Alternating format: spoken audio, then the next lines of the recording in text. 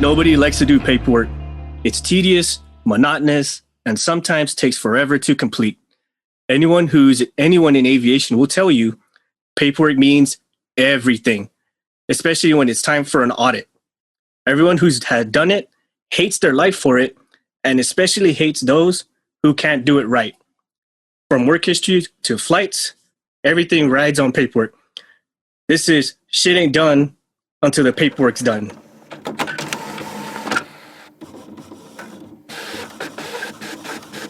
All right, everybody, we got a very special guest here today. She is a 10-year veteran of the United States Marine Corps. She is a logs and records chief. She is a 2 times graduate while she was in the Marines, working on a 3rd one now. She's had multiple awards for being a logs and records chief and her quality of work as a logs chief. Some of them are from the Chief of Naval Air Forces, and she's also received the Navy and Marine Corps Achievement Medal for such. She is a staff NCO of Marines. Please welcome Jasmine. Hey. Hi, thank you so much for having me. I'm really excited. Thank you for joining. Welcome, Jasmine. I'm really excited. I think a show like this should have been started a really long time ago because it's entertaining. Well, it takes a little bit for the hate to simmer and pop the lid before we start. That is true. You almost have to start talking for a while just to get the hate out. So it's not just one hate-filled session. I know, right? It's just so easy to much, do. I know. It brings that rage out in you. So, Jasmine, tell us real quick, where are you from? Okay, so I'm from the Dominican Republic. I was actually born there. I didn't come to the U.S. until I was about 5 or 6. I grew up in the Bronx, New York. My grandma raised me, went to public schools, high school. I was actually in ROTC in high school, so that's kind of what drew me to the military in a sense. I was never originally going to join the Marine Corps, going to join the Air Force, but that recruiter was never there. I don't understand. Anyway, so you know how the Marine Corps works. They just kind of snatched me up and I said, sure, I'll do it. So I dropped out of college and I told my grandma, I'm like, hey, I'm going to join the Marine Corps. And she was like, well, as long as you have a plan, that's all that matters. So I joined the Marine Corps in 2010 and it has been a wild ride ever since. Like you did mention, I did resume my studies. College was always really important to me. I guess I was just tired of being in New York and I wanted to do something a little bit different. So yeah, you said you're originally joining the Air Force, and I can honestly say, like, for women to join the service in general, that sounds like a pretty big thing. You know what I'm saying? Like, you look at the demographic of women that are in the service, that's a pretty small margin. And then you, among others, even more so, not only am I going to join the service, I'm going to join the hardest service, aka the U.S. Marine Corps. And I think right now there's 8% of you total in the Marine Corps that are women? Yeah, just about, yeah. That actually seems like a pretty large number, considering. I mean, now I've never active duty, so take my input with a grain of salt. But that sounds like a large number for the Marines to have that percentage of women in. Maybe it's small. I don't know. You know what I mean? But when you compare it to, say, Navy or Air Force, that's probably quite a small number. But compared to if you just separate the Marines by themselves, that seems like a relatively large number. Over the years, yes, it definitely has increased. I remember just being the only female at one point to having multiple females in the squadron. So it definitely has expanded over the years. A lot has changed. And I think that just the popularity of, that whole women can do anything mentality that's kind of been boosting through the years has motivated other women to do the baddest job around, pretty much. Sure, and like everybody, there's a lot of women out there who are hard chargers and super driven, and they need a challenge to thrive, right? So the other branches might not be able to give them that kind of challenge. Where like, no, I got to do this because it's the hardest thing I can do. And that's kind of that was kind of my thought process too at the beginning, and that's kind of how he got my attention. He's like, if you're going to join it, you might as well join the toughest one and the best looking one, And I was like, you know what, you're right. I don't step down from a challenge, and I took the opportunity, and it paid off. I'm really happy with my decisions. Very nice. That's awesome. So I heard you say before you joined or before you started looking into a military career, you were already in college and you had dropped out of college to join the military. So what college were you going for, and what was your degree you were going for? I mean, completely separate from the degrees you have now, and we can expound on, because I'm not sure what the degrees you have now or what you're still going for. But what was your initial path in life before joining the military? Okay, so I was going to John Jay College of Criminal Justice in Manhattan, New York, and I was trying to go for like kind of like a forensic science degree.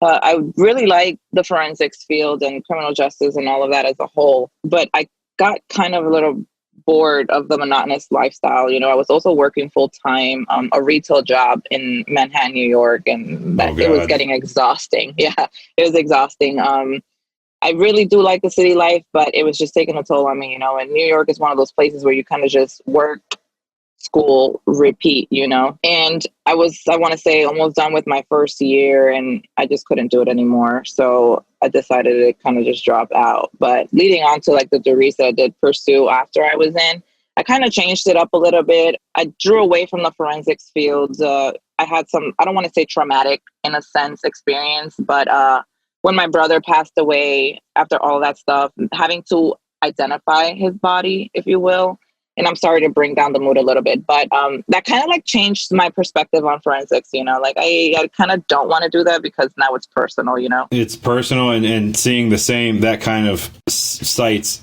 every day for a living, man. I can, you know, you can see in even the current media and people who are in that field. And I have a cousin, he was in the Army, and he is a forensics guy now. And, you know, he is a different person now, just from the things he's had to see and deal with, you know.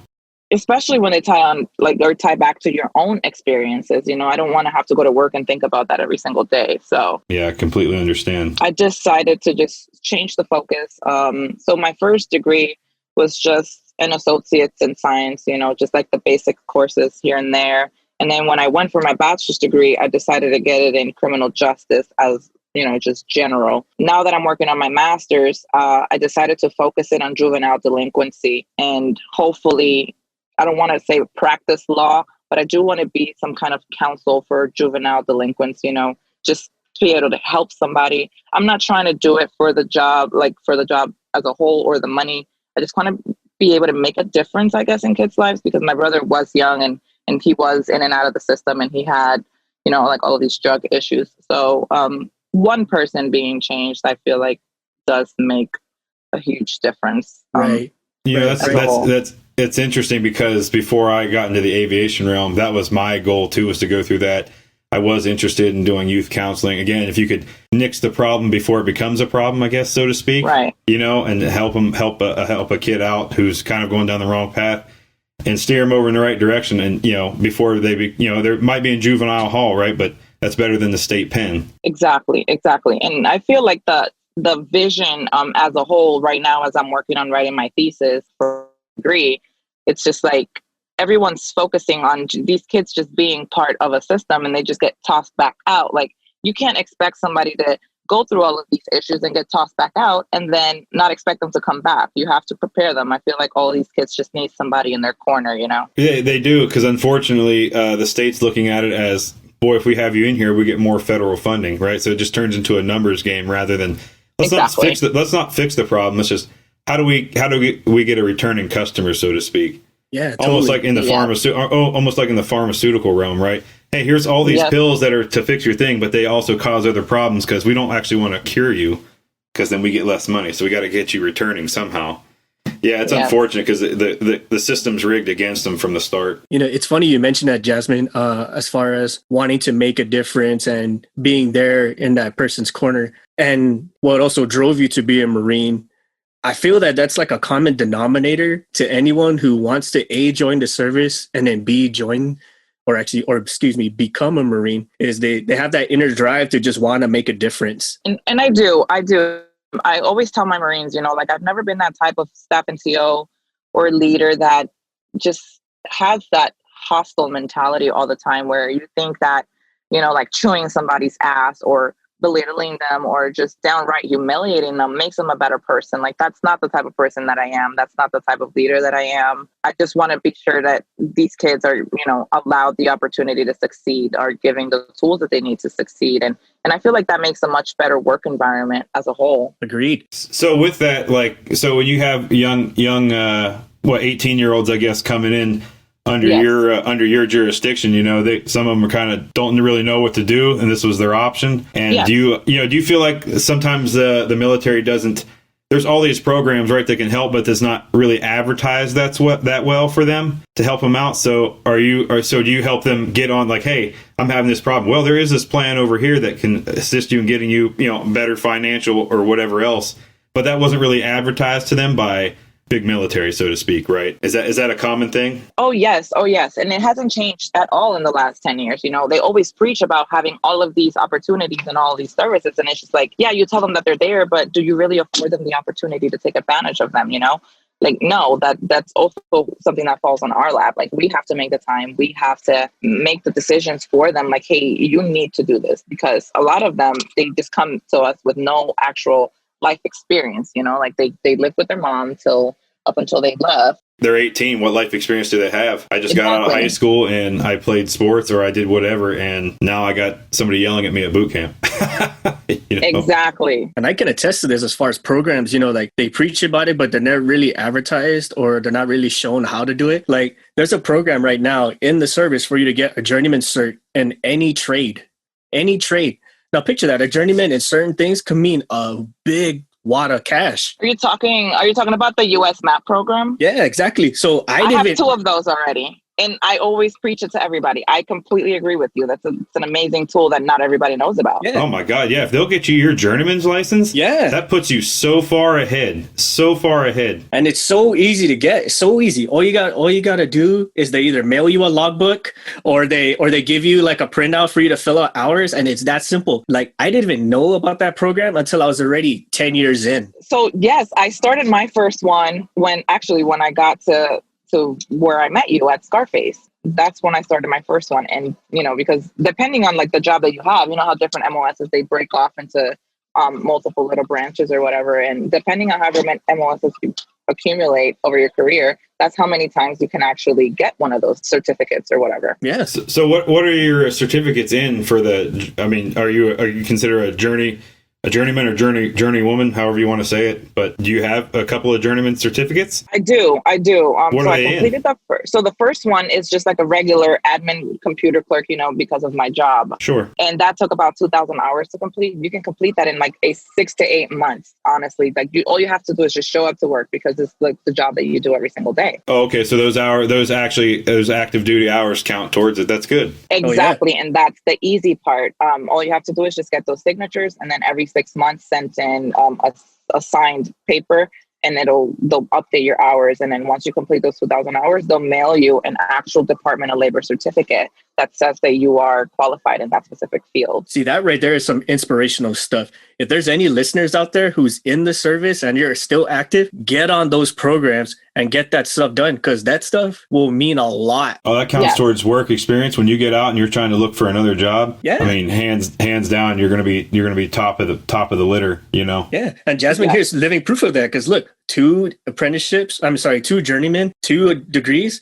And you got the experience? And soon to be a master's. Yeah. So you're going to have all the degrees plus the OJT. And I'm not even done with like my 3rd enlistment yet. So it's possible. You just have to be able to go after it, And then like that second one that I was just telling you about, that one is computer analyst. So that one took about 2,500 hours. It's a little bit more complicated, but it's the same concept. If you have that MOS, all you have to do is just show up to work, log your hours, and then send in your certification like every 6 months until you complete it. And they'll mail you another cert in the mail. Yeah. MVP, that's more or less how I got my A&P license. Like, my A&P journeyman, I mean, look at me. I work on airplanes. So I said, okay, let's start with the power plant one. That was about 3,000 hours. And then start with my airframe. That was another 2,500 hours because I completed the first one. And it was just a simple log your hours. And if you're deployed, even faster. You'll crunch 2,000 hours in a flash because you're working seven days a week, 18, 20 hours a day. Come on now, And it's just another indication for all of you guys who are listening, who are still active. Like, look how easy this stuff is. And it's literally just writing things on a piece of paper, which you already do. I mean, yeah, you're doing the actual job every day, so you might as well get something out of it. Might as well get something out of it at the same time. If you can kill two birds with one stone, I mean, absolutely. I mean, look at Jasmine. She's killed 2 germs and soon to be 3 degrees. I mean, she took some bird shot in the 12 gauge and knocked them out of the sky. Right. So going a little bit about the paperwork, since we're all about filling it, there's this moniker in the aviation world, and I'm sure this is for any type of job where you got to do work on something. If you don't have the work order, or in the aviation's case, the maintenance action form, there's no work. You know what I'm saying? No way. There's got to be paper to start, and there's got to be paper to finish. Absolutely. So, like, a lot of times, MVP, you can attest to this, where people get told to do a job, like, hey, I need you to fix this, or I need you to service that. I'm like, well, where's my work order? Right, where's my work order? You sound exactly like me. Every time someone comes in, they're like, oh, I need to do this. And the right thing to do would be, oh, but did you cut a math? That's it. Yeah, cut a math. Yeah, and so like in the civilian world, we don't call them math, we call them work orders, but all the same thing, different terminology. Exactly. But same thing. Hey, I got this checklist coming tonight. I need 2 mains tires changed, and I got I need the engine oil serviced. All right, shoot me the work order in the email, and I'll get after it. You know what I mean? Yeah. But you don't start anything until you have that in hand. And the reason why is because, like, if you don't have one and you do touch whatever you were supposed to touch and something breaks, that's your ass. There's nothing justifying you to say that you were supposed to do it in the first place. Yep. And so let's say you're working on, right? So like a corporate jet side, if you're working on something and you find another discrepancy while you're working on the existing work order and that discrepancy is not listed on there, you still have to call control another one and say, hey, I found this other problem. Do you want me to work this? Yes or no? Yes, great. Okay, I need you to cut me a new work order or add it to the existing. Either way, they still have to email you or give you another set of papers with that attached to it. Because then that's how you also bill your time and whatever else when you're filling out your charging and labor change. And I don't know how many times we encountered that, especially during phase maintenance, like we'll go up there and like they're trying to do a serialization or something. And like some components aren't in the position where they're supposed to be. And the right thing to do would be like, yeah, you got to cut a work order, like remove them and swap them around and then reinstall them. The reason why the numbers aren't where they at is because we've canned it from something else to make another aircraft. And somebody didn't fill out the paperwork saying the can was done. Exactly. Yeah, that's correct. Oh, but I mean, this is where kind of like the shady part comes into place. Like if you're removing like a rotor head or something that has like a million cards to it because the piece is so big, you're not going to cut 10, 20 work orders to make this happen. And in my experience, that's where the favors kind of take place. I'd be like, hey, I'll manually move these for you, and it never happened. Yeah, well, that kind of goes in with something as major as that, where there's like one big major assembly and there's a lot of like little sub assemblies, and all of them are all serialized. The usual cheat is to at least capture the big major assembly, and then all of the little ones follow with it, provided that nothing gets removed from it. Yeah. And that's kind of how yours and I's work relationship kind of started. You would come in there and you'd ask me like, hey, what can I do to fix this? And I'm like, hey, well, this is what I can do for you. Well, a little backstory on that, guys, or all the guys, people listening, is when an aircraft goes into a major inspection, say an overhaul or a phase, everything has to document properly, especially because it hasn't flown or done stuff in so long. So when you get the aircraft, however beat up or messed up it's been, and then you go do these major inspections and then nothing matches, it falls on you now because you're the last one to screen the books. Yeah. And then when you kick it back out and they're like, well, this is all messed up, when they do an audit or something to that effect. And then now it's your ass. They're like, shit. Yeah. And the audits are where they get you. And like in the civilian side of things, you get audited and they're like, hey, this doesn't match. And you're like, stand by. We'll make it match. Let me just do some investigation for you. I'll have an answer for you real quick. Just stand by. And that's what, that's when we run over to people like Jasmine. Help. Yeah, exactly. And then I'll move a couple things around, like, surprise, it matches now. Yeah. Vidi vidi vici, poof. See, it's all good. Yeah. We turn it into our own exactly. episode of CSI, like CSI Logs and Records. Ciao! I guess we need to fix our paperwork. Yes.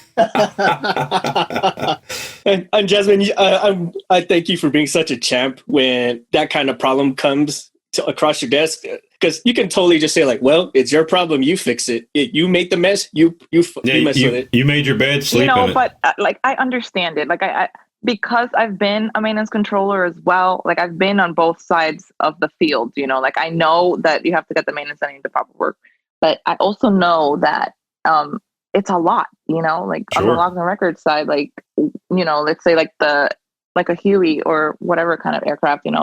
Those logbooks, they have over 200 cards in there. It's a lot of work. So if I can just do something, and I don't want to say that it's illegal to do it, there's nowhere that says you can't do it, but the proper way would be to cut a work order. If I can minimize that amount of work to make it easier on someone, then I'm going to do that, Right, because as we know in aviation, a lot of the processes, be it military or private sector, you're almost, there's so many regulations or red tape or processes to follow that they're not really outlined that well, that your hands are almost tied to get the job done. So you just have to do what you have to do to make it work. Because if you actually followed everything to the T per se, like in this instance that we're talking about with the Hueys and stuff, I mean, an inspection would take months rather than 3 days. You know what I mean? Exactly. You'd never fly. You'd never fly. You'd never fly. Right. And you always hear like, I don't care how it's done. Just get it done. And like, say no more. And I guess the saving grace in this whole situation would be like, yeah, you have these publications to tell you what to do, but because so many people interpret them so differently, right. that's kind of what you can fall back on. Like, well, this is how I interpret it. Yep. Yeah. They're written with a lot of gray area in them. So you can say, well, I interpreted it this way. Well, I think and then the other person goes, yeah, but I think what they mean is that you don't know. You just, that's how you're interpreting it. So I'm not wrong. Exactly. But I just didn't do it how you would have done it. You know what I mean? Yeah. And this goes into to that college education, Jasmine, where like certain individuals, they don't read spoken or written words quite the right way. Like some people interpret shall as that's good to know, whereas shall is you will do this. You have to. Yes. Yeah. You're right. Six. They say shall is if you can do it, great. But if you don't have the time, whatever. It's just like an info note. It's good to know information. But like you said on the other aspect, shall is the Bible. Do it or I'll smite thee. Yes. Skadoosh. and how many examples between the both of you or everyone listening where you have those individuals where, okay, we'll deviate from the process this one time, air quoting this one time, and then you get away with it once, and then you run into that situation again, and then it just turns into this cyclic effect where so the process turns into the new how you deviated before to make it happen. The process ultimately turns into the deviation. Yeah, and that's kind of the double-edged sword for me, because the fact that they knew that I was able to do that, everyone expected for me to do it every single time. And I'm just like, no, this is not that big of a component. I think we can cut a few maps and get it done properly. We can do it the right way. Yeah, but that's right. Yes. You deviate one time. Let's say you're in a deployed setting, right? And you got to get that bird off the ground to support some troops on the ground. And you say, I did what I had to do in that instance because there was a greater need for that bird to be out there. But if you're at the home base and you're just down in San Diego or whatever, you're like, you can cut the maps. We're not in that big of a rush. Yes, exactly. It's a training flight. Who cares? Yeah, which we have done, Yeah, and it blows my mind. Like, especially in your case, Jasmine, we're like, hey, Jasmine, and just kind of slide it across your desk all smoothly, like with a $20 bill pinned to it. I wish, what? I wish they would have paid me. They would just come in there and then they'll try to like small talk, and I'm like, what do you want? What do you want this time? Like, what'd you guys mess up? Just slide that 20 in there. It's like, no questions asked. Like, okay, whatever you say. That's when you slide it back and say, make that 2 into a 5, and then we'll talk. Right? Or you just slide it back. It's like, I don't accept bribes, and I just keep on pinning more money until like I saw nothing. I'm gonna start charging every time they come in there. $20. And you should, especially And you know what, though? They'll pay because it's going to save their ass in the long run. Exactly. especially when it comes time for an audit. Oh boy, Oh my goodness. I can't even tell you. That's when all the favors come out. Yep. Oh, this is when we're like everyone hide everything under the rug. Take this out of here. It didn't exist. Yep, never happened. Start telling all those people with big mouths to call out of work or stuff like that. Yep, everybody turns into a magician. Now you see it, now you don't. Jeez. So I'm gonna go a little dovetail off a little. So there during Marine boot camp, for instance, right? They have these two events that are failable events, and it's literally just see who can walk in a straight line better. They call this initial drill and final drill, right? This is where the drill instructors get graded for their ability to teach you how to walk. The stupid recruit, like how to be a Marine and walk in a straight line. So since they're being graded for you being able to march and drill, they take all the ones who suck at walking in a straight line and say like, oh, so-and-so has a doctor's appointment, or so-and-so has a dentist appointment, or he's too sick to come to drill, stuff like that. Just getting you out of sight, out of mind, just so that they can pass. We do that for audits too. Oh, this guy's a talker and he doesn't know how to do shit, so we're just gonna put him on night crew for today. Or like MVP, remember like our episode prior where we have the secret stash, right? The stuff that you're not supposed to have. Oh, so PB. So we'll put them on a big box. Yeah, PB. So we'll put them on a box or put them in a shelter and then stuff it in someone's storage unit for like the next 2 weeks, just so people don't find it. Get out of sight, out of mind. Yep. So Everybody they never show find up, it. Empty out your toolboxes and your coveralls. Yeah. The parts stork, it finally showed up after some months of us waiting for it. I'm just really good at FOD walks. We have a terrible FOD problem here, but I'm really good at doing FOD walks. Yeah, look at me. I found all this. Do I pass? So who does so in the military, do you have your own? Is it QA who does your audits, or is there another entity? So you have multiple level audits, like you'll have the O level, which is us with the helicopters and everything. So you have in-house audits, which are done by QA. And then the next level would be the I level audit, where the MALs would come and inspect the squadron. And then you have your third level audit, which is like the wing level.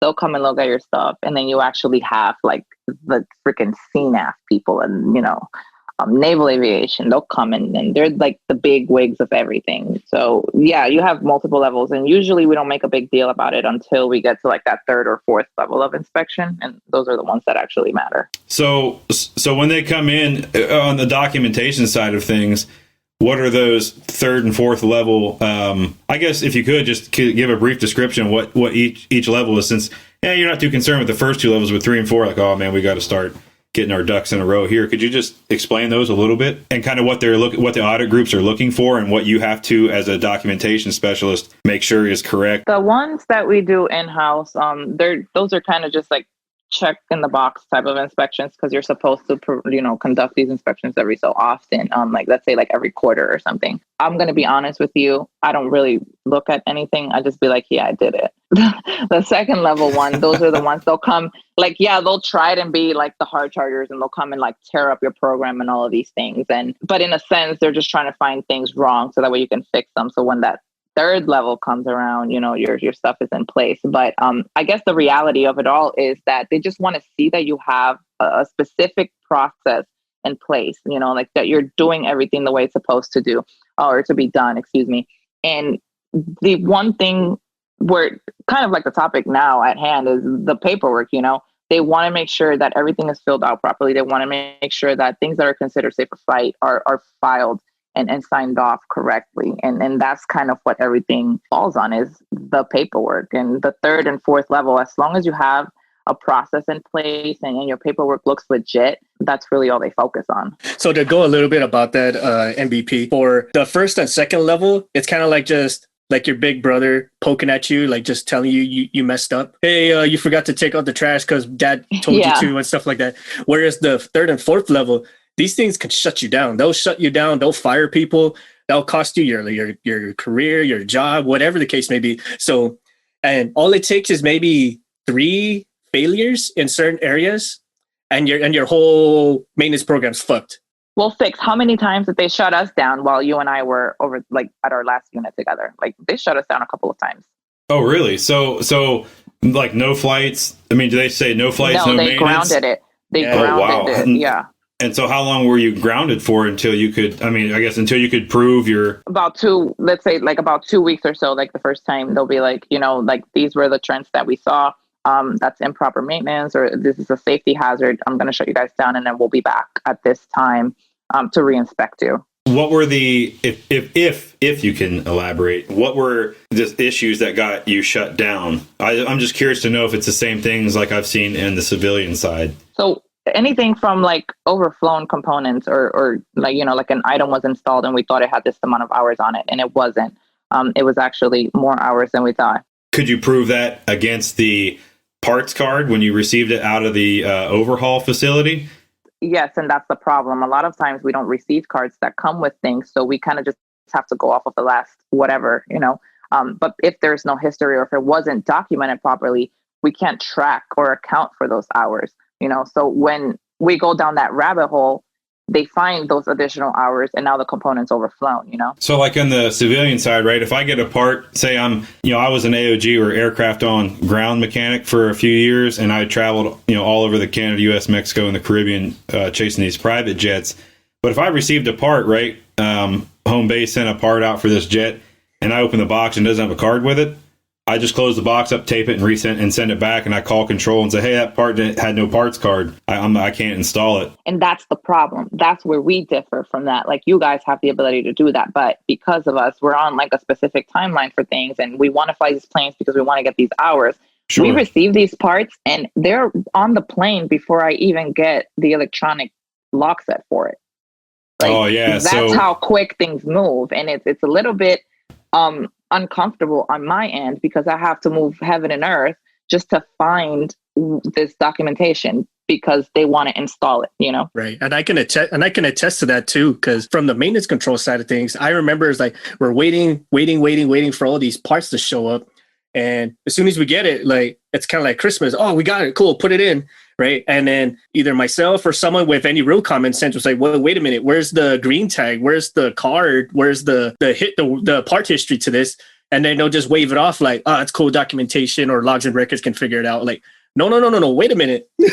Yeah, that's unfortunate because I've seen that as well, where the part gets installed and you're like, well, what about the paperwork for it? Did you verify the actual card matched the component? Because I've seen 100 times over that the card that came with the component had the wrong serial number to it. Exactly. And as much as I love doing favors, don't get me wrong, I have had to put my foot down several times, especially if it's an important mission or an important flight that's going to carry some important individuals. Well, yeah, because if that stuff's found wrong, or there's an accident and that component was found to be failure, you're going to get investigated. Exactly. And they're going to figure out that, hold on, this parts tag didn't even match this part. Why did you install it? And it's your ass. That's another thing. So in case, like, let's say I've had several mishap investigations conducted, and the first thing that they do is they'll come to my office and they'll confiscate my logbooks before I can even look at them. So whatever it was done, they're going to take it as is, like, and during the investigation, let's say, like, if they're going to remove certain parts that were like damaged or whatever the case is, like, they'll grab whoever the staff and CO is, or like the most experienced person in that shop,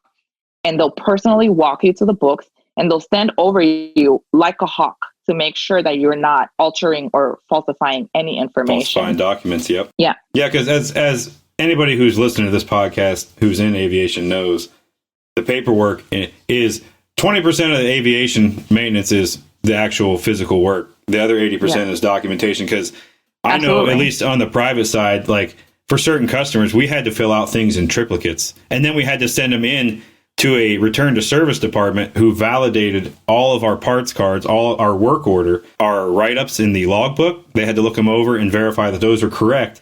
And then you would get a phone call saying, hey, your return to service is cleared. Put the books in the aircraft, lock it up, and and they had stickers that we would put over the doors, like over the latches, that if you peeled them off, it would say void. So, and then that way the air crew came out the next day, they would have an email from control and saying there would be this number on the door of this sticker because there was maintenance done last night. That process makes a lot more sense, like, like the plane would be spinning and I'm literally walking books out as they're about to leave. Well, Six, that sounds pretty familiar, huh? Yeah. Oh, hey, by the way, stuff this book into the plane, like, it's about to leave. Well, run. You better run.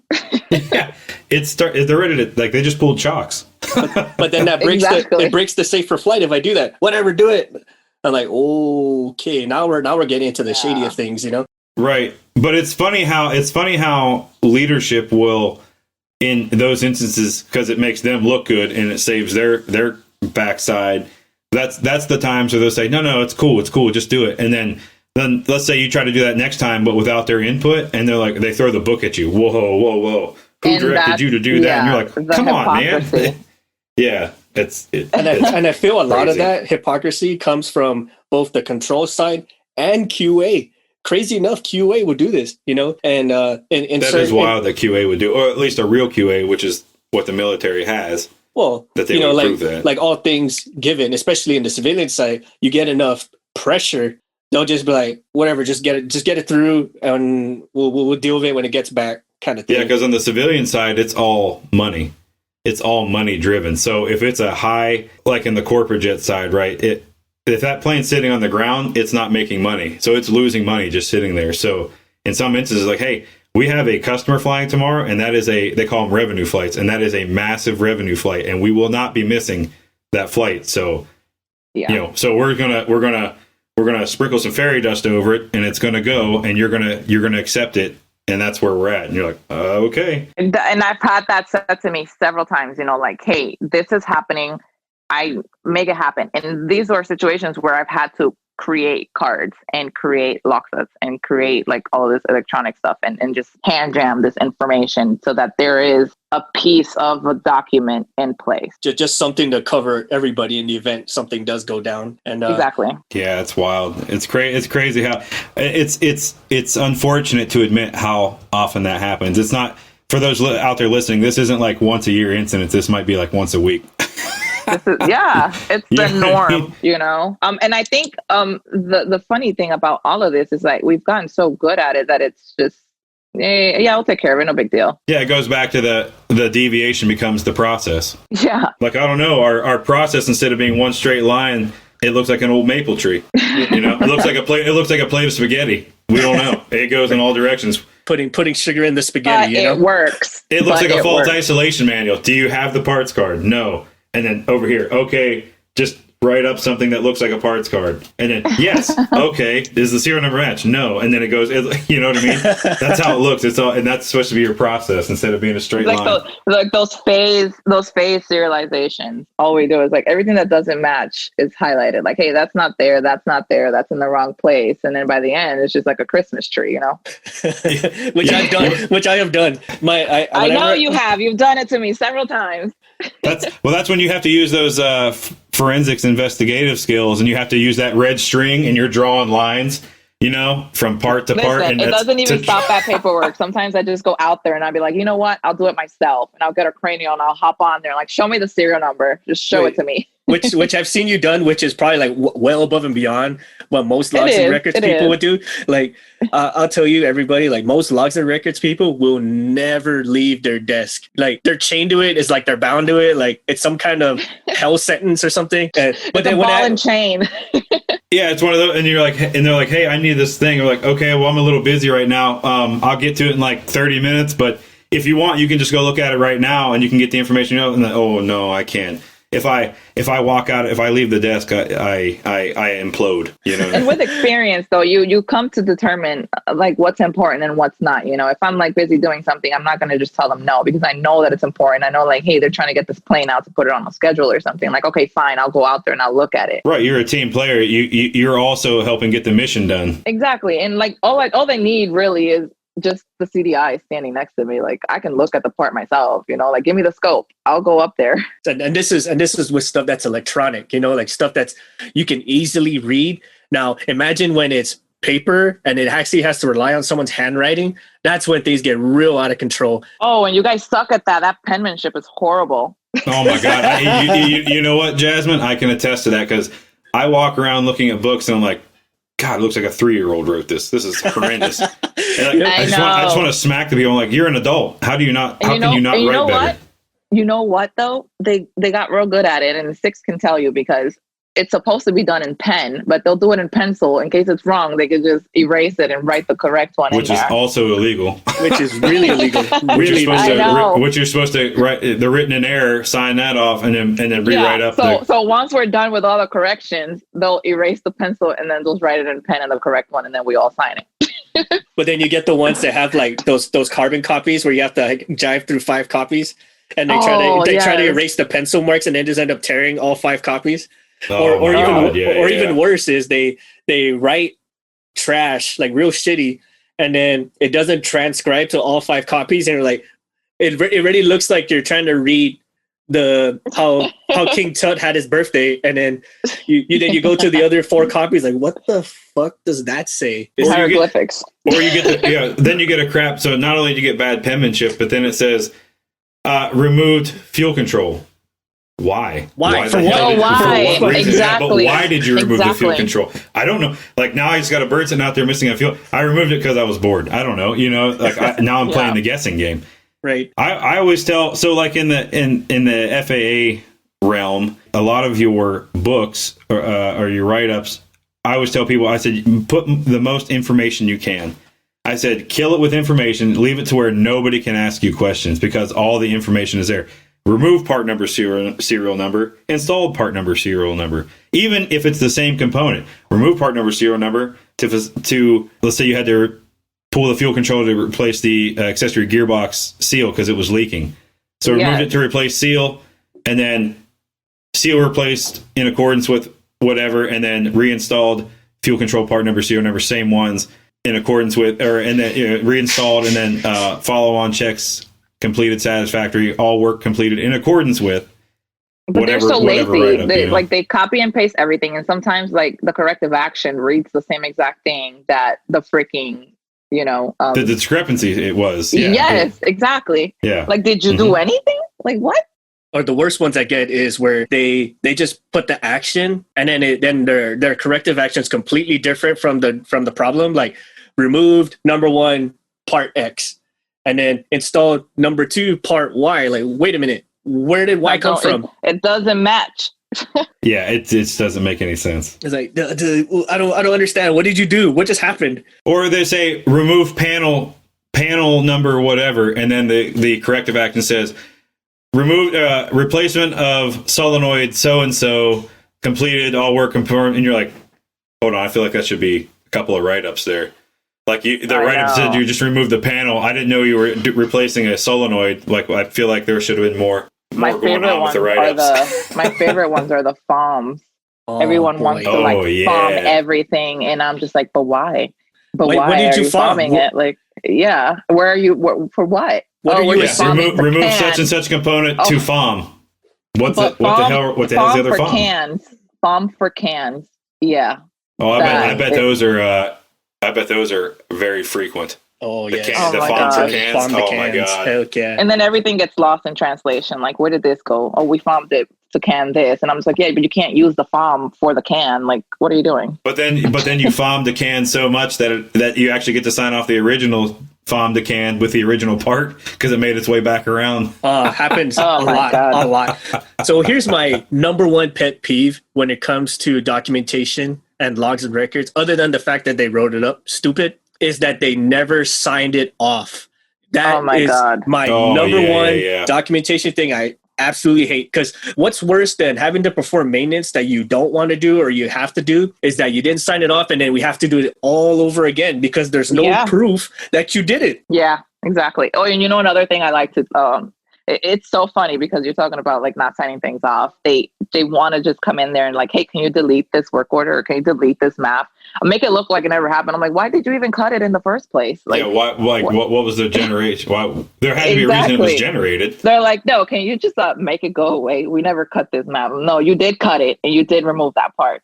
Yeah, and even when we delete it, there's a log saying that we deleted it. There has to be a reason. Right, and that's probably under the Nalcomas thing. Same thing with like the electronic documentation systems in the private realm. If you try to delete it, if I go back in and look at that work order under the computer system, I'll see that you deleted it, and I'm going to go, what? Yes, why did you delete it? The work order had that job listed. Why did you delete it? Well, it turns out that it was fine. I'm like, okay, so you could say you performed there was a discrepancy here, perform the associated ops checks in accordance with this, and no discrepancies noted, sign it off. Like, come on. Or write it off as discrepancy written in error, something. Yeah, discrepancy. We fucked up, I'm sorry. I'd rather do that than just delete it, because like you said, there is in our UMA system what we call as a work audit trail, and that lists everything that was deleted with a reason why. Yeah, so because those are auditable items as well. Yes, and then they do, and that's part of my program checklist whenever I am getting inspected. Though there's like, if there's a high number of deletion of work orders, they'll ask like, hey, why are there's so many deletions? Like, why are they not performing? Like, he's like, oh, the quals should know that whenever you cut a work order, there's this training that you need to be performing so that they don't keep doing this, because it just looks like you guys are doing everything wrong. And when there's so many deletions, it almost looks like you don't know what's going on. Or you're trying to cover up something. It just looks ridiculous. Like, it either one, somebody's going to go, who the hell's running the show here? They obviously don't know what's happening with their own fleet. And then the first thing they do is, oh, can you print that for me? And they'll go to control. Yep. Or so that's with the electronic side piece, right? Like, everything you do, whether you try to backtrack it or backdate it, it's going to have a timestamp of the time you did it, right? So perform this inspection or perform this action 3 months ago. And then you see the timestamp of when they did it. Oh, but you said you did it today. How did you do something 3 months ago when you did it today? And that's just the electronic standpoint. Oh, yeah. That's right. I totally forgot all about that, Six, because that also catches people. Again, in the private realm, people say, "Oh no, I took care of that," and you're like, "No, you didn't. There's no record of it." And you're like, and then all of a sudden they come back in, "Yeah, I did," and you're like, "When did you do it?" "Exactly when I told you." All right, let's look at the timestamp. You did it 15 minutes ago, you son of a. A little bit of a logs and records insight on that. So they'll come in there and they'll be like, "Hey, can you undo this remove block for me?" And I'm just like, every time I undo a remove block for you, it makes an entry in the log set that says that you removed it and installed it and uninstalled it and all of that. And I was like, okay, so let's do this. Sign it off as like whatever, removal only. And I'll go in there and I'll make the removal manually myself, so that way I can input whatever time I want. Yeah. I get you. So that way it looks like we did it, like when it was supposed to be done. Because there are certain things like messages come out, or like TDs, or, stuff like that. They'll be like, oh, you comply within 30 days. And then like 60 days go by and no one's complied with it. So I'll go in there and I'll make an entry and I'll just backdate it for before. Now this is all the electronic stuff, right? Like the databases like Corridor, Ultraman, Nalcomis, UMA, IMDS for the Air Force guys. Now this is all fine and dandy because it's so nice and convenient. Like, it's like OneNote for aircraft maintenance. But Jurassic Park happens where everything turns off and everything shuts down, and then all the dinosaurs get loose, and now everybody loses their damn minds because they've never dealt with a situation where the system crashes. Oh yeah. Oh my gosh. So yes. I'm going to go out on a limb and assume that the military has a better grasp on that and has a okay. Tell us more. All right, good. I got the reaction I was expecting, because I know for a fact that they don't have that in a lot of cases. Okay.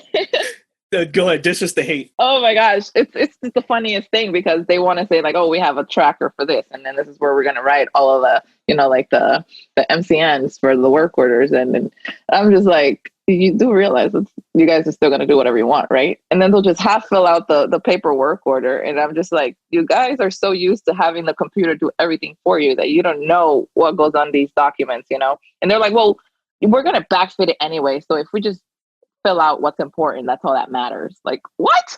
No, that's not how it works. Why aren't you running this paper book in tandem with the actual the computer system? Because that's extra work, and it's Friday, and I don't want to do it. Exactly. And then the part that kills me the most is like, it's not just work orders, it's also like NAFLIR data. Like, pilots are the worst. They don't know how to fill out paper flight logs. Like, sir, you should have been taught this. Right. You'll be sitting in a debrief, and they'll be listing off a rap sheet of discrepancies against the aircraft, and then you go, and so you're like, all right, great. And so then control cuts a math and says, all right, go work these things, and then they go to the book and like, hey man, like six of the 10 things aren't written up already. Exactly. And that that was a mistake we used to keep making. Like we would have the pilots initiate these work orders and we're just like, no, let's just stop, because again, it goes back to the deleting maps. I was like, we're already deleting duplicates because this was already written up. He should have just asked. Right, or he didn't even review the logbook prior to flight like he's supposed to, because he would have seen those discrepancies already in there, you know? Yeah. Exactly. Or here's another one, like they say the plane's fine, everything's great, code 1, green light, everything's fine. So we're thinking, okay, everything's great, move on to the next go. And then he remembers something and comes back and writes it up. That downs that plane, and we're thinking everything's gravy. We go to certify this plane is safe for flight, and then we see this big fat red X in the logbook. Like, whoa, when the hell did this happen? Yeah, when did this? So you look in the system. When did this get written up?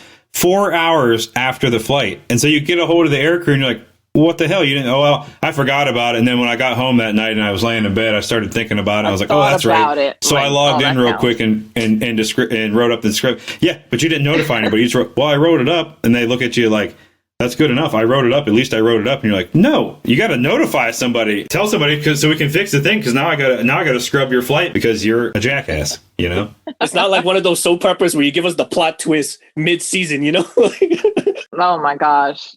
It's especially when we have to pack up and go to like remote locations, and 69 we've been to the PTA is what we're going to call it, the PTA. So give me your since you've dealt with both paper and computer systems and then had to deploy with those to places where there's no internet.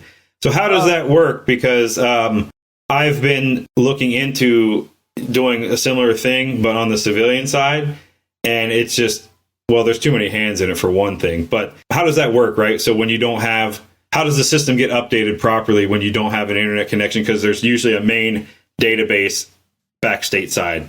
So it goes back to that tracker, that log, where you have like all the control numbers for the work orders that you cut. There are certain work orders though that you cannot backfit and put in the system, you know, like technical directives or special inspections and stuff like that. So whenever they do sign anything off that cannot be backfitted, I do rely on those paper work orders to tell me what to put in there. And it's a lot of work on my end because I'm going to have to go in there and manually move things around, complete tasks, and make entries to say like, hey, you know, this was completed on such and such date during downtime or whatever. But the most difficult part about going to these places, and it's one, carrying the server because it's heavy as fuck, and two, having to set all of this up, but it doesn't happen in the time that they want it to happen. You know, they're like, okay, we want to get there and we want to launch these planes to get this mission done. And I'm like, dude, it's going to take me a couple hours to get everything up and running. They're like, oh, we'll just green map it is what they call it. Typical leadership, underbidding the times it takes to do things. Right. Okay, we're going to do a site setup. Nobody's been there before. We're going to do a site setup, but we expect to have the planes flying within 12 hours of being there. Which has but happened. The thing that bothers me is no one knows the condition of the site. So I have to do a survey when I get there to figure out how long it's going to be. Exactly. But they've already projected to Washington that within 12 hours they'll have birds in the air. And so because they gave a superior that number, by God, you're going to beat that number. And you're like, you didn't ask my opinion, though. It's going to take me at least 4 hours to do the site survey, another 4 after that to get the computers up and running. While the maintainers are putting the birds together, and then I got to do all the paperwork for the assembly of this thing, and then all the pre-flight stuff. I'm a logs and records advocate. No, logs and records does not get as much credit as they deserve because the stuff that we have to put up with is astonishing. They do not take into consideration how long things take to, you know, get done. Right. Yeah. And then tying all this back to like setting up the site and all that. So you get all these actions that led up to before you guys got the server or the system or the logs and records online. So there's a bunch of stuff that got done already, like the flight, the post-flight, the pre-flight, whatever other inspections that popped during that time. And it's all going to be paper copies. And by the time the system does come up, you know, it's trying to look like everything is down. Yeah. You're going to look at they're going to try to break out the Rosetta Stone to transcribe their Yu-Gi-Oh hieroglyphs. I'm like, what the fuck does all this say? But what does this mean? You know what's so another headache that ties into this being in remote locations is like they'll give you a roster of everyone that's supposed to go and like, okay, well, I have these personnel accounts. They'll be able to sign things off based off of the list that you gave me. So I put all of those guys on the server too.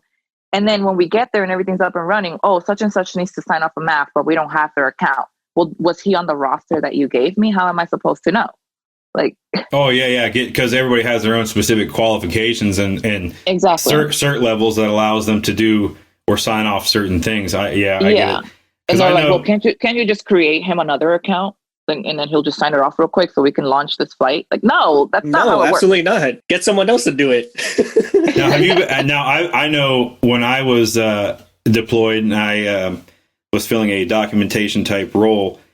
When we did a site setup, we did have the planes. I was filling out the pre-flight paperwork as well as the post-flight paperwork after the plane had already flown.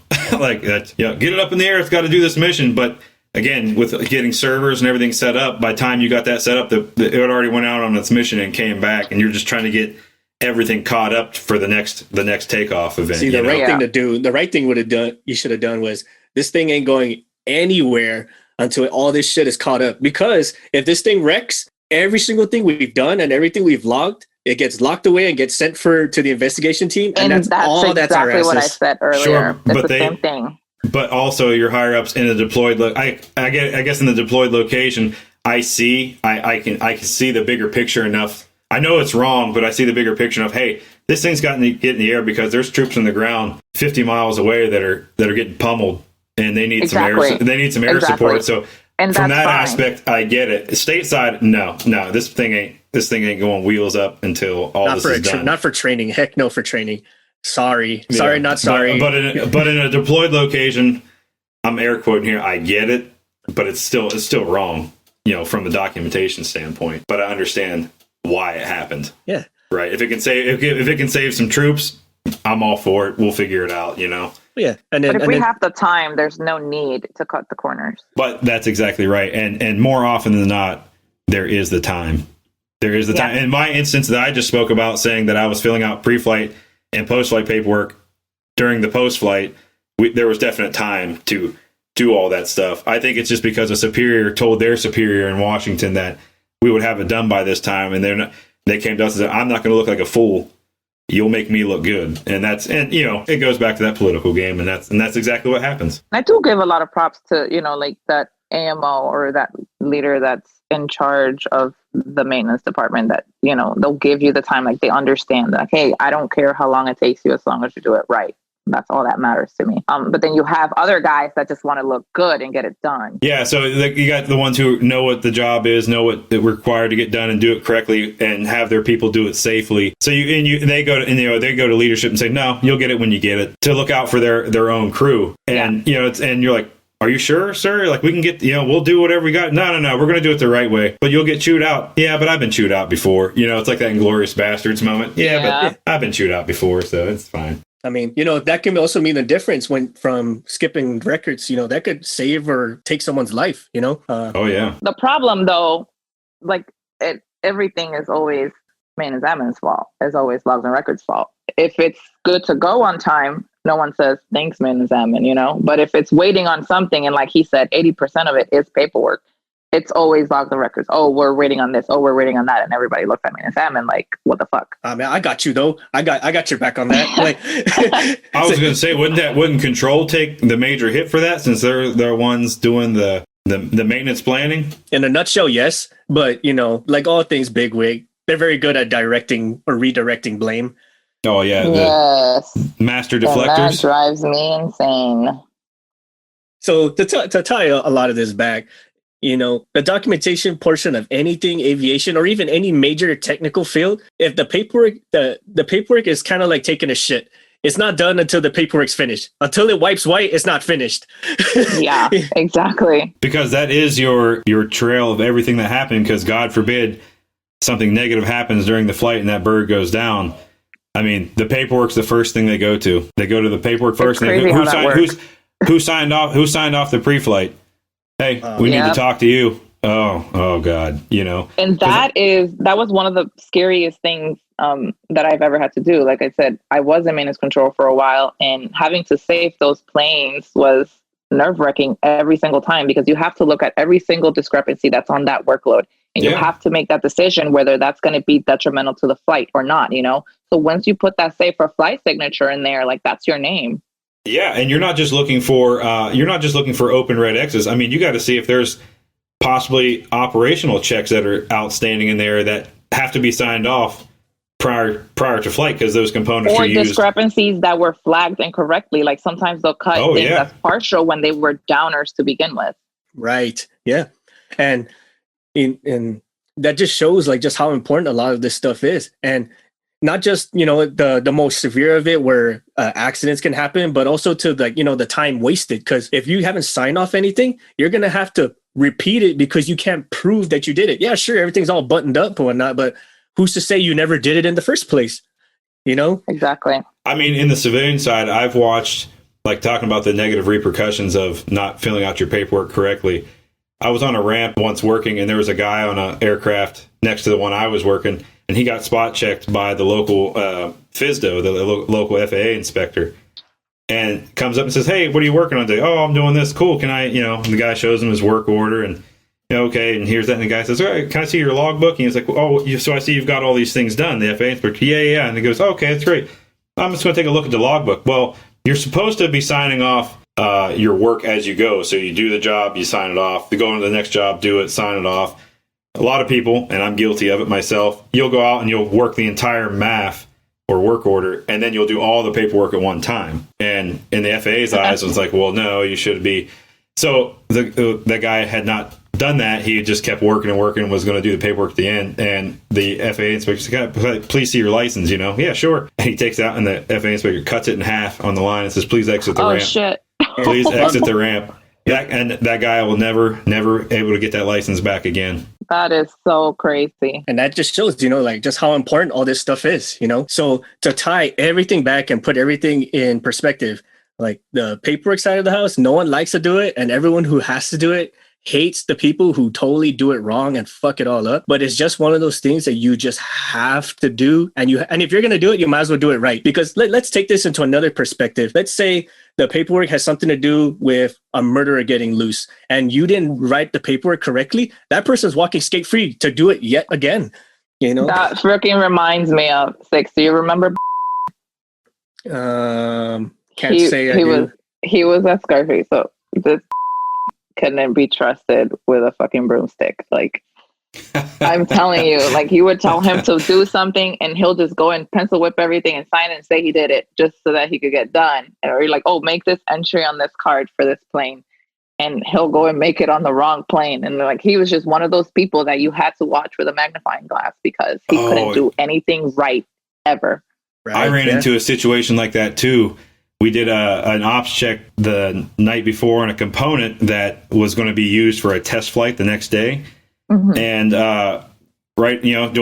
doing the checks during the flight next day, the component kept failing over and over. They come back and they open the panel and the electrical connector was off the component, so it was never going to work anyways. And they go, "What?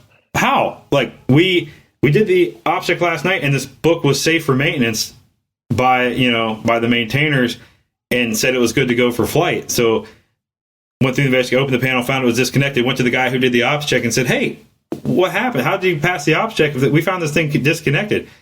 "Oh, I just signed it off as being done. I didn't actually do it." Exactly. You son of a bitch. Like Arnold Schwarzenegger, you son of a bitch. And they did. They escorted the guy out that day. And I was like, oh, finally, like, they let somebody go for doing something ignorant like that. Because there's so many times like, "Well, don't do it again. You caused us a lot of money." And they put their hands on their hips and look at them a discerning way. And then they walk away. And nothing ever happens to those people. But finally, it was like one of those karma happened the same time, like, oh, retribution. Finally. Got him, coach. You're 10 years in. Are you looking to go the full 20? Or are you going to do 15 like Six did? What what? I don't. Right now, I'm kind of at a crossroads. I'm kind of just waiting to get this master's degree done, and my goal is to finish it by 12. If I do finish it in time, I think I'm just going to call it quits. I am a little bit tired. I'm not going to lie. And not physically, but just mentally because of all the BS, And talking with Six, I can imagine. Yeah, so I am a little bit tired, but I do love this job, so I've considered doing it as a civilian. So I like what I do. That was going to be my next. That was going to be my next question. Once you get out and you become a gross and disgusting civilian like the rest of us, Will you continue a documentation career? And if so, have you looked into a place you'd like to go for that? A certain, would it, So, luckily enough, here at Cherry Point, they have the FRC site where it's just like mainly civilians, and they do everything that we do, except they don't have to wear the uniform. Sure. I also, considering the fact that I am going to be getting out, money is going to be a factor. So if it's going to be paying well, then yes, I'll consider it. But if it's not going to make much of a difference, or, then I'm probably just going to go on and pursue whatever career I did my degree in. Sure. Now, do you want to stay in North Carolina? Are you willing to move anywhere? Do you want to go back to New York? Absolutely not. I'm from rural America, so I never grew up. I've been to New York several times as a tourist and a couple of times for work.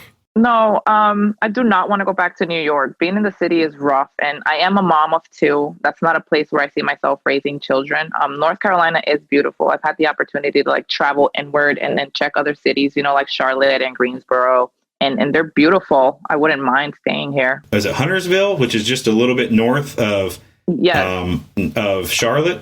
So in that area is all the NASCAR teams, and that's where their home bases are at. Mm-hmm. And there's an airport there, and that's where all the NASCAR teams keep their private jets. So I would suggest you could look there. I think in Raleigh-Durham is Honda Jet. So you could also look into those if you're wanting to stay in the North Carolina area, because I love North Carolina too, and I think it's beautiful. So those are some options to look through there, and I can help you out with. I have a lot of connections, at least on the civilian side, and I can kind of help get you in the right direction if you need it. Awesome. With all your degrees, with all your degrees, I doubt it. I'll be asking you for help. Yo, right. Say, what up, Jasmine? Look it up, friend. All right. Okay, Jasmine, closing thoughts about today. You know what? I think at the end of the day, there are things that you can cut corners on, like I said earlier, but then there are other things that you shouldn't have to. Paperwork does suck, but paperwork is what runs the game, in my opinion. And as much as credit we don't get, I think that the job is really, really important. And without us, I don't think there would be a process in place that would actually work for anybody. Right. Yeah, absolutely. And I think it's kind of the same sense, who puts the criminals away? Is it the police or is it the lawyers? It's the paperwork, man. Absolutely. All right. MVP, you got anything for us? Jasmine, it was a pleasure having you on the show today. It was great talking with you. Thank you for all the information. You're impressive. Your rap sheet, everything you've accomplished, it's pretty inspiring, and I hope I can get to them levels one day, but we'll see what happens. Thank you so much. I'm just here to inspire people. Absolutely. You're very much an inspiration, and you're doing it, and I hope a lot of our listeners out there are inspired as well, because it's not easy. It's not easy to be a mother of two, still be active duty, to still have to deploy, to get your certifications and all your degrees. That's I don't know when you sleep, but man, it's yeah. Sometimes. Yeah, for real. Marines, not just Marines, women Marines too. Look at that. That's an inspiration right there. I'm inspired. I'm going to re-enlist again. Heck, why? Why not? Why not? All right. So for today, I also want to thank our patron supporters to making this show possible. Erica Lamont, Mike Diltz, Thomas Conley, Laura Mans, Ryan Frashauer. You guys are awesome. Thank you for continuing to support us. And Jasmine, especially thank you for giving us the honor and privilege of gracing us with your presence on the show. Thank you for having me. Absolutely. And if you want to come again, more than happy to. For all those of you listening to the show, you can check out our merch at cancelformaintenance.com. Support veteran owned. All our stuff is produced and supported by veteran businesses. We also like for you to share, and subscribe our podcast. If you like our show, support us on Patreon on patreon.com/cancelformaintenance. Your patronage and support allows us to keep on making episodes, bring on guests like Jasmine here, keeps the gremlins from sabotaging our gear, and also keeps Shoreline happy and proud to keep on making the show for us. Thank you, everybody. Honestly, seriously. Thanks.